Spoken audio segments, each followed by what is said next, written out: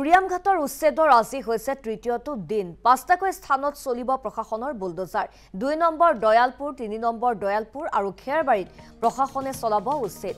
আনন্দপুৰ দলনি পথাৰতো চলিব প্ৰশাসনৰ উচ্ছেদ অভিযান আৰু পুৱা ৯:৩০ বজাৰ পৰা প্ৰশাসনে আৰম্ভ কৰিব উচ্ছেদ অভিযান আৰু তাৰ বাবে ইতিমধ্যে সাজু হোৱা পৰিলক্ষিত হৈছে প্ৰশাসনক।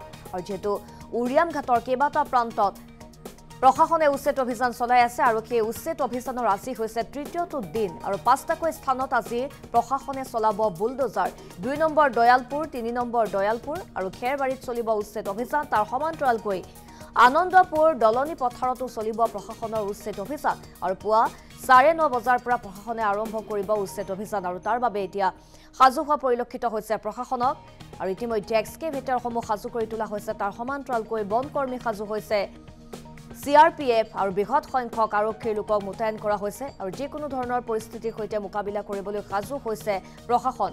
আৰু ইয়াৰ পূৰ্বৰ আমি দৃশ্যাংশ আপোনালোকক দেখুৱাইছো দুটাকৈ দিনত যিহেতু প্ৰশাসনে উচ্ছেদ অভিযান চলাইছিল। প্ৰথম দিনটোত চলাইছিল বিদ্যাপুৰৰ যি বজাৰ গৃহ আছে সেই বজাৰত উচ্ছেদ অভিযান চলাইছিল আৰু তাৰ পাছতেই কালিৰ দিনটোতো উচ্ছেদ অভিযান চলাইছিল প্ৰশাসনে। আৰু ইতিমধ্যে পুনৰবাৰ আজি তৃতীয়টো দিনৰ বাবে উচ্ছেদ অভিযানৰ বাবে সাজু হৈছে আৰক্ষী প্ৰশাসন। আনন্দপুৰ দলনি পথাৰৰ সমান্তৰালকৈ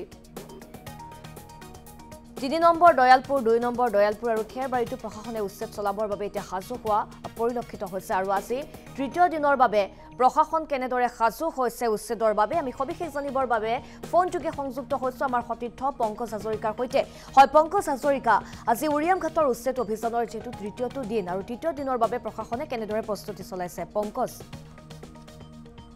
আসলে ক'ব লাগিব যেহেতু দুটা দিন আসলে ইয়াতে উচ্ছেদ চলি গৈছে আৰু আজি তৃতীয়টো দিন আৰু তৃতীয়টো দিনতো আসলে আজি বৃহৎ উচ্ছেদ অভিযান চলিব উৰিয়ামঘাটৰ বিভিন্ন প্ৰান্তত।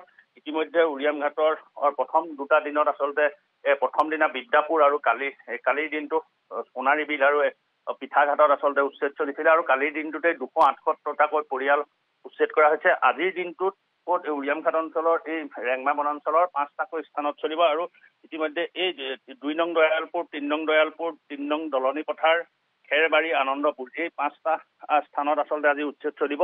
ইতিমধ্যে প্ৰশাসনে সকলো প্ৰস্তুতি সম্পূৰ্ণ নিৰাপত্তা ব্যৱস্থা ইতিমধ্যে কটকটীয়া কৰি তুলিছে। ৫টাকৈ স্থানত নিৰাপত্তা ব্যৱস্থা কটকটীয়া কৰিছে। আৰক্ষী, CRPF, বন বিভাগৰ লোক আসলে সষ্টম হৈ আছে আৰু যিসমূহ বুলডেজাৰসমূহ ইতিমধ্যে সেই স্থানসমূহলৈ লৈ যোৱা হৈছে।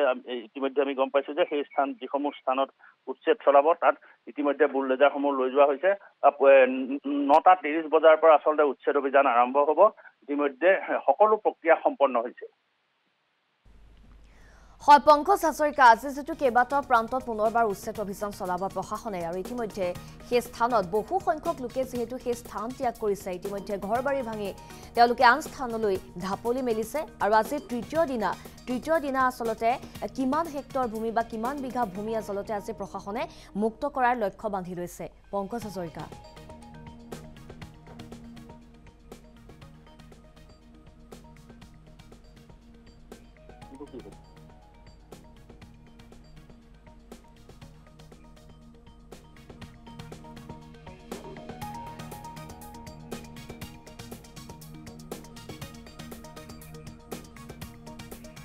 পুনৰবাৰ পংকজ হাজৰিকাৰ সৈতে সংযোগ স্থাপন কৰিছো। হয় পংকজ হাজৰিকা, আজি কিমান বিঘা ভূমিত প্ৰশাসনে উচ্ছেদ চলাব পংকজ? হয় নিশ্চিতভাৱে আসলে এই মুহূৰ্তত সেই বিষয়ে সেই তথ্যটো আসলে ক'ব নোৱাৰি প্ৰশাসনে ইতিমধ্যে কিমান বিঘা ভূমিত উচ্ছেদ চলাব, কিন্তু ৫টাকৈ স্থানত যথেষ্ট ভূমি আছে। আচলতে কালিৰ দিনটোত আৰু পৰহিৰ দিনটোতে প্ৰায় ৫০০ বিঘাৰো অধিক ভূমিত আচলতে উচ্ছেদ চলালে আৰু আজিৰ দিনটোত কিমান চলাব সেয়া পৰৱৰ্তী সময়তহে গম পোৱা যাব। কিন্তু যিকেইটা স্থানত আচলতে উচ্ছেদ চলাব ইতিমধ্যে সেই বৃহৎ এটা এলেকা য'ত আচলতে কেৱল তামোলৰ বাৰী যিসমূহ তেওঁলোকে খেতি বাতি কৰাৰ মাটি সেই সকলো উচ্ছেদ কৰিব আৰু যিসমূহ গৃহ আছে সেই গৃহসমূহ উচ্ছেদ কৰিব। কিন্তু এই মুহূৰ্তত কৈ দিব নোৱাৰি যে কিমান বিঘাত আচলতে উচ্ছেদ চলাব, কিন্তু এটা বৃহৎ এলেকাত উচ্ছেদ চলাবলৈ প্ৰশাসন সাজু হৈছে। হয় পংকজ হাজৰিকা, বৰ্তমান কিমান সংখ্যক আচলতে এক্সকেভেটৰ আজি সাজু কৰি তোলা হৈছে এই উচ্ছেদ অভিযানৰ বাবে পংকজ হাজৰিকা?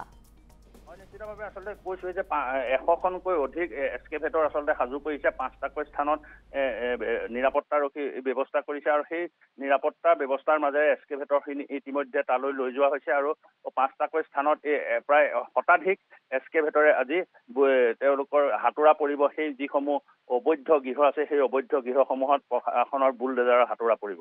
হয় পংকজ হাজৰিকা এই মুহূৰ্তত আপোনাক ধন্যবাদ জ্ঞাপন কৰিছো পৰৱৰ্তী সময়ত আপোনাৰ সৈতে আমি পুনৰ সংযোগ স্থাপন কৰিম যেহেতু আজি উৰিয়ামঘাটৰ উচ্ছেদ অভিযানৰ তৃতীয়টো দিন আৰু আজি 5টাকৈ স্থানত চলিব প্ৰশাসনৰ বুলডোজাৰ ইতিমধ্যে সাজু কৰি ৰখা হৈছে এক্সকেভেটৰসমূহ তাৰ সমান্তৰালকৈ প্ৰশাসনৰ লোক সাজু হৈ উঠিছে বৃহৎ সংখ্যক আচলতে CRPF মোতায়েন কৰা হৈছে বনকৰ্মী সাজু হৈ আছে স্বাস্থ্য বিভাগ তাৰ সমান্তৰালকৈ বহু সংখ্যক শ্ৰমিককো সাজু কৰি তোলা হৈছে আৰু এই উচ্ছেদ অভিযানৰ বাবে প্ৰশাসনে ইতিমধ্যে কেইবাখনো ড্ৰোন ইতিমধ্যে সাজু কৰিছে সেই উচ্ছেদস্থলী নিৰীক্ষণ কৰিব প্ৰশাসনে আৰু বৰ্তমান উচ্ছেদৰ বাবে সম্পূৰ্ণৰূপে সাজু হৈ উঠিছে আজি তৃতীয় দিনৰ বাবে উচ্ছেদ চলাব প্ৰশাসনে।